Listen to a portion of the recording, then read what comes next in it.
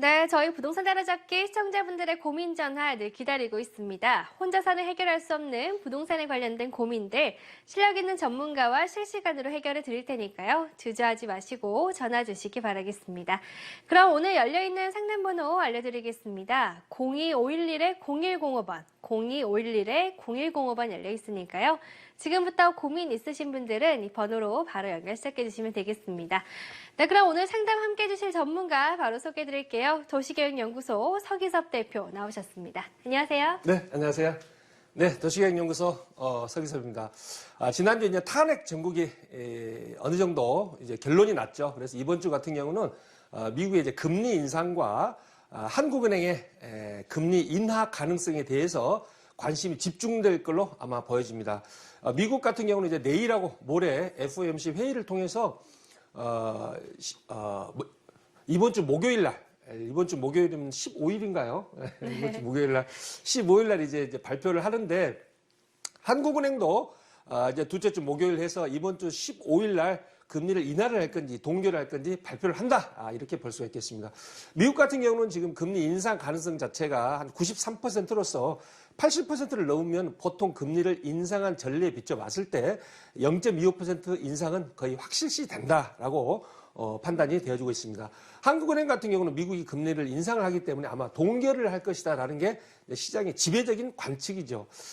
이러한 것들이 미국이 금리를 인상하느냐 마느냐보다는 내년에 금리를 미국이 몇 번 정도 인상할 것이냐라고 이제 보고서에서 3월달, 6월달, 9월달, 12월달 같은 경우는 보고서가 나오는데요. 이런 보고서에서 내년에 2번은 인상할 건지, 3번은 인상할 건지, 4번은 인상할 건지에 대해서 발표를 하게 됩니다. 그러면 이러한 것들이 시장에 많이 영향을 미칠 것이다.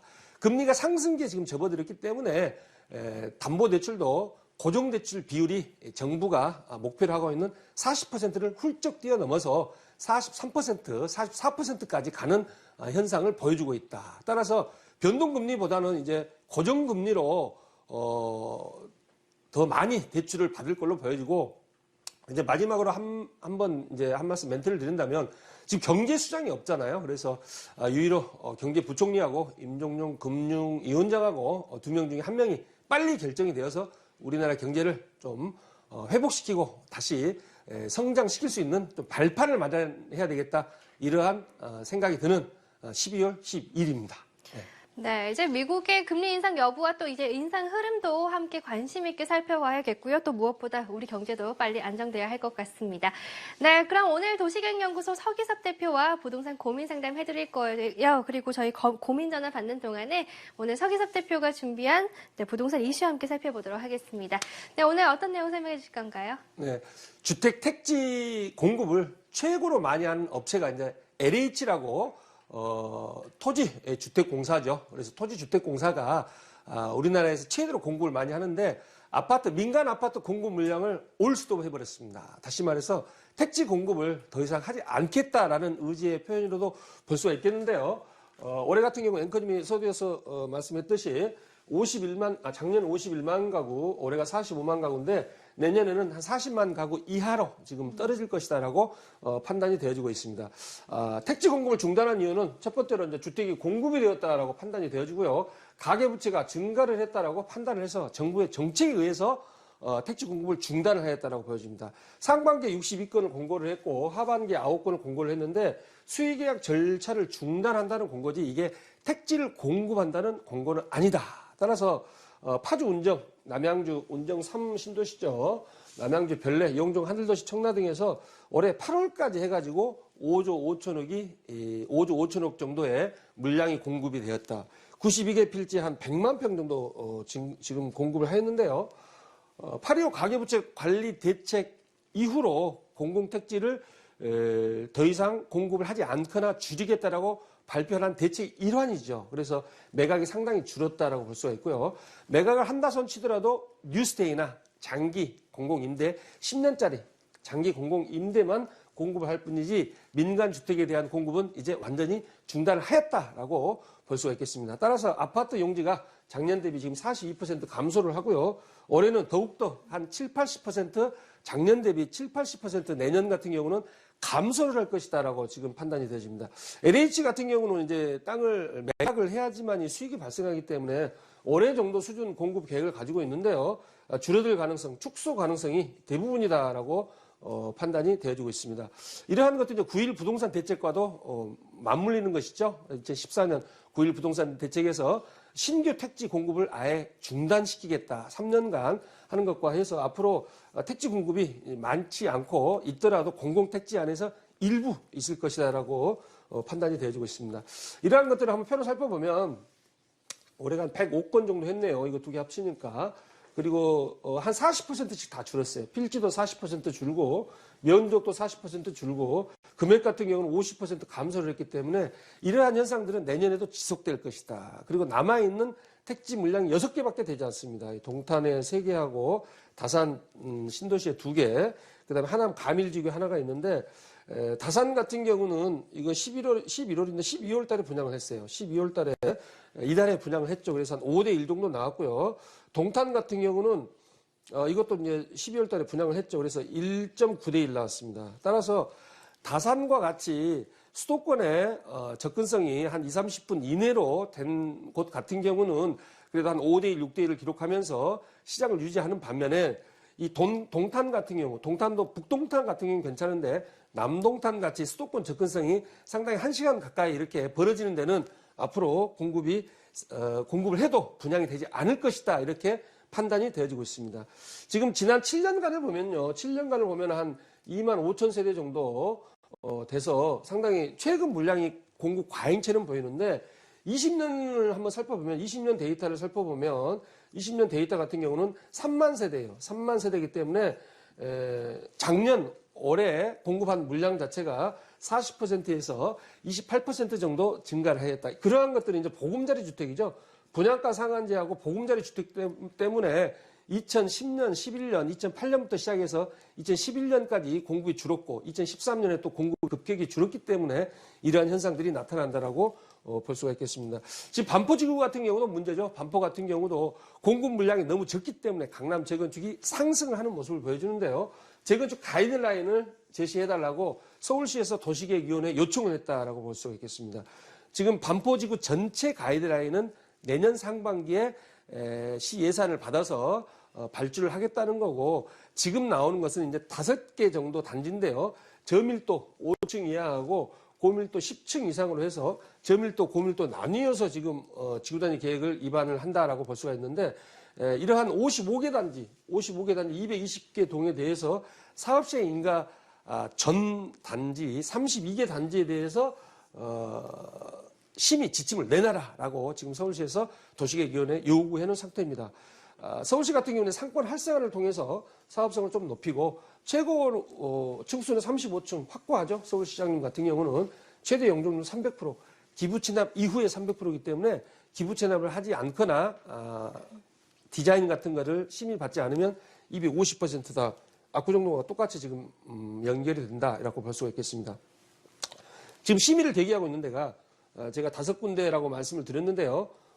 신반포 14차, 18차, 이게 한 동짜리죠. 18차, 24차는 리오센트라고 해가지고 이미 분양을 했지만 한 동짜리가 남아있어요. 그리고 저밀도 한신 4지구, 1, 2, 4지구, 신반포 3차, 이러한 5개 단지를 합치면 물량이 한 12,000세대 정도 됩니다. 그래서 빨리 심의를 통과를 시켜서 3, 4년, 5, 6년 이후에 입주 물량을 늘려줘야 되는데 서울시에서 아직 심의를 통과시켜주지 않고 있다라고 볼 수가 있겠습니다.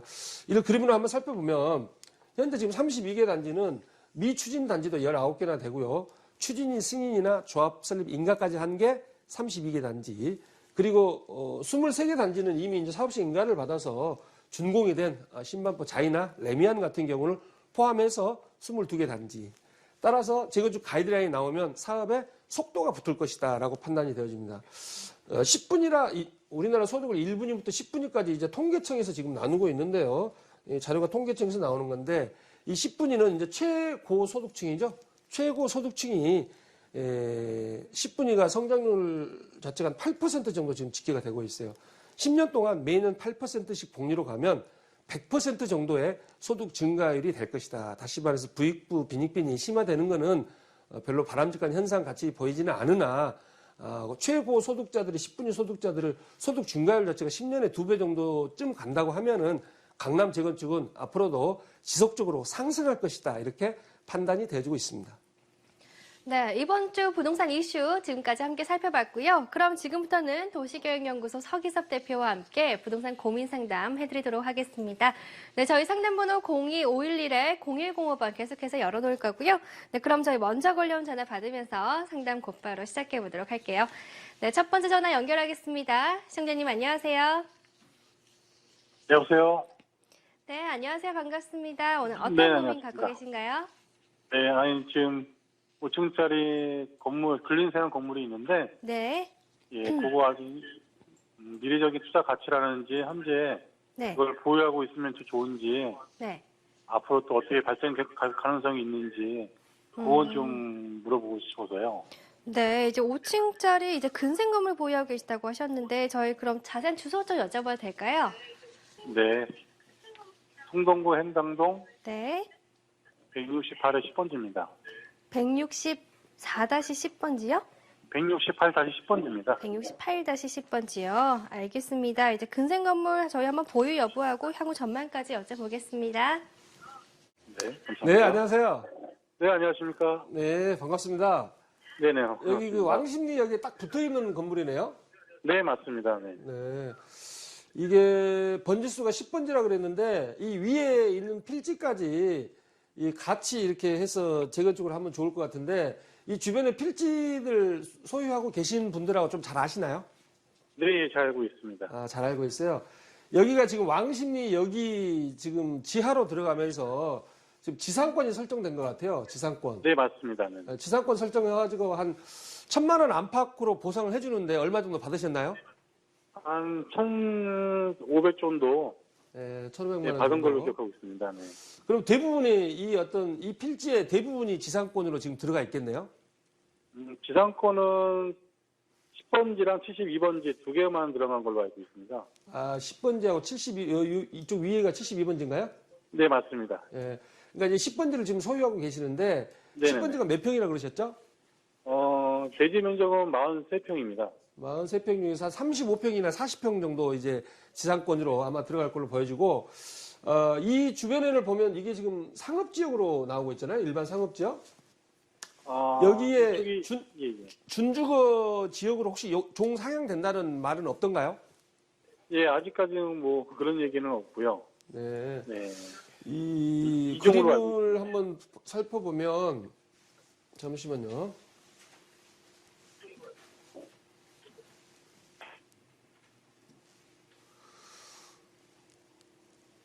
이 건물이 어떤 건물인가요? 보면은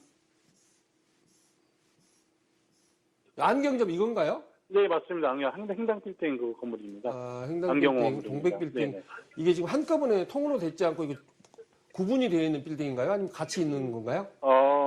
필지가 두 필지인데 건물 지을 때 같이 지은 겁니다. 붙여가지고. 아, 뒷필지 맞벽 해가지고 같이 지었네요. 네, 맞습니다. 주변에 이제 입지를 살펴보면 이쪽에 그 3종 주거지역하고 또 지근 거리에 일반 상업지역이 있어요. 그래서 이게 지금 3종 주거지역이죠? 시청자님? 제가 이종으로 알고 있는데. 네. 아, 2종으로 알고 있어요? 예. 2종.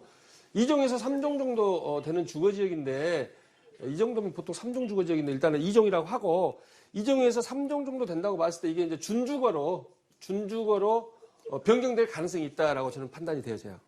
네. 그래서 첫 번째로 구청에 가시면 필지별 행위 제한표라고 있어요. 필지별 행위 제한표. 필지별 행위 제한표를 한번 떼 보시면 여기에 대해서 건물에 대한 자세한 지금 설명이 나와 있어요. 지금 이 건물을 매수하신 지가 꽤 되셨죠? 예. 꽤 돼서 이 건물을 지금 잘 운영하고 여기 뭐 안경점 같은 데 세도 좀 많이 나올 것 같은데 시세는 얼마 정도 되나요?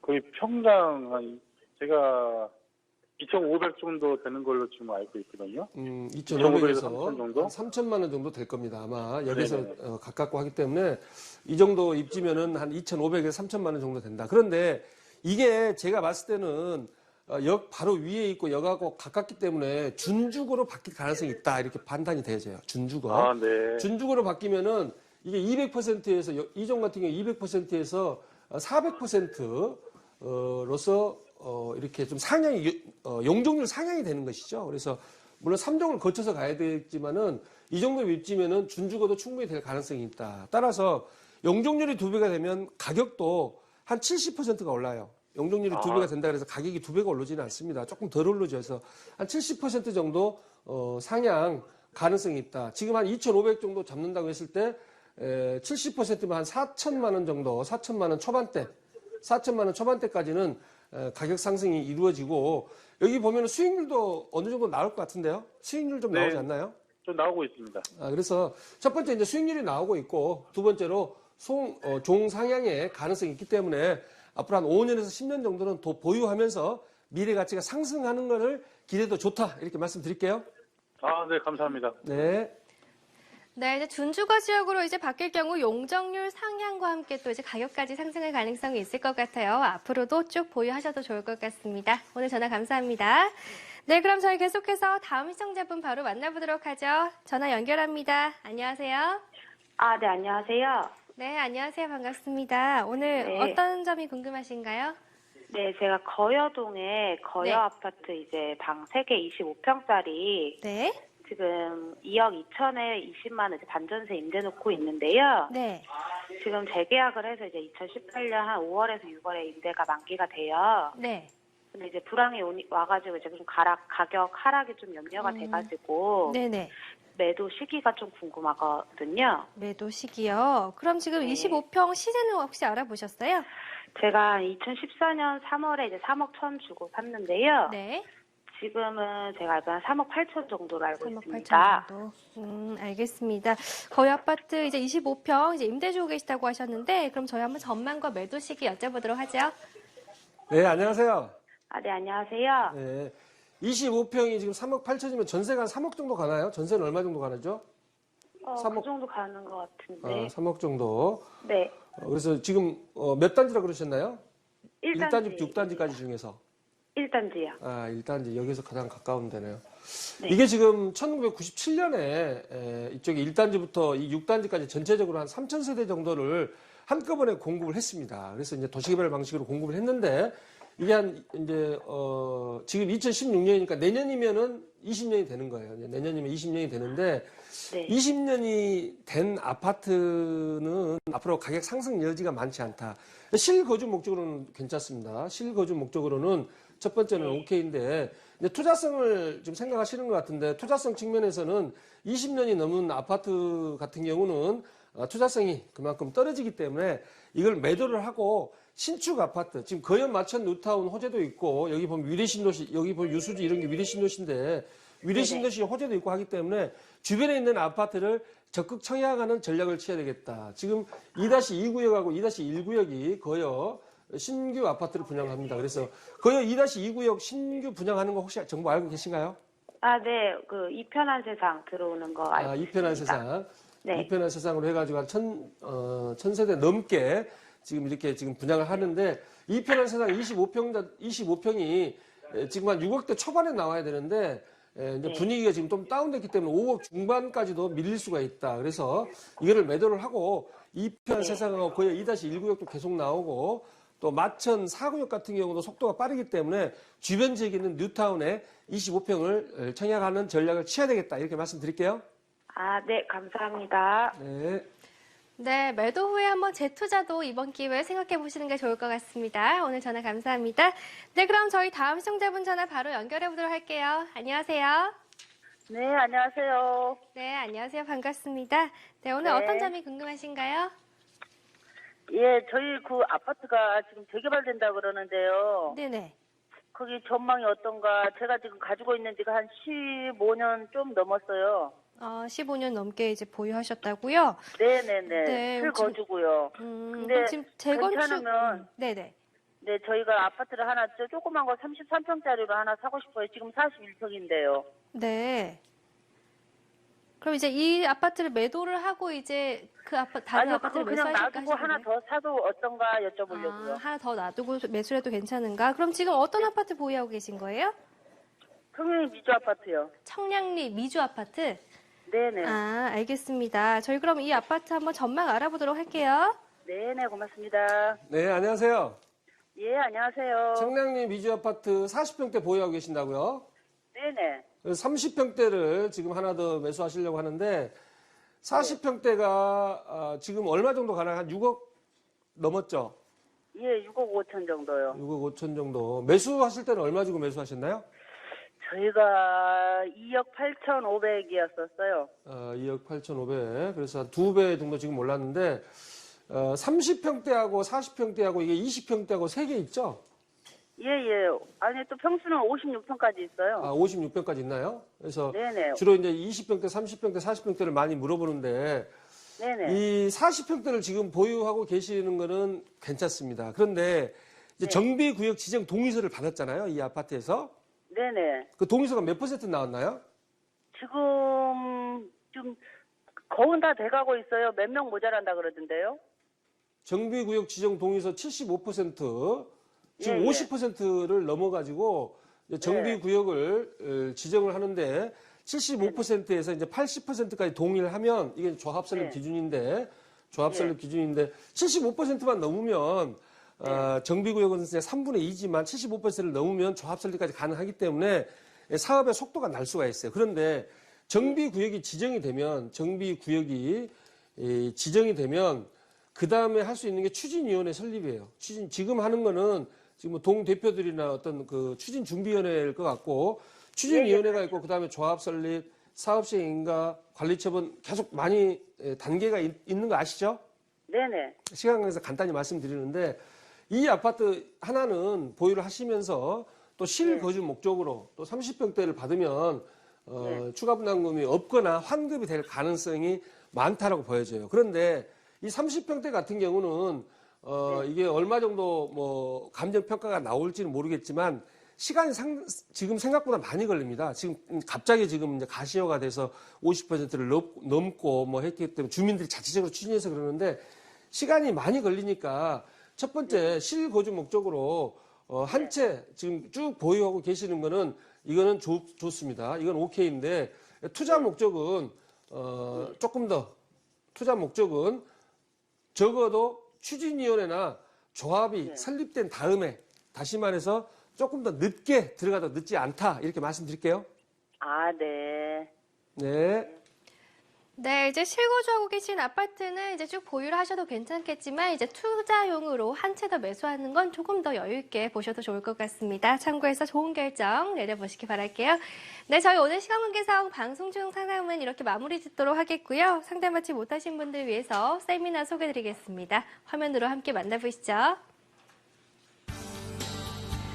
네, 주제는 11.3 대책 이후 2017년 부동산 투자 전략과 부동산 세금 절세 팁입니다. 매주 수요일 오후 2시부터 진행되는 세미나고요. 서기석 대표와 박중근 이사가 진행합니다. 장소는 신논현역 1번 출구 인근이고요. 참가 문의는 02511-0105번으로 해주시면 되겠습니다.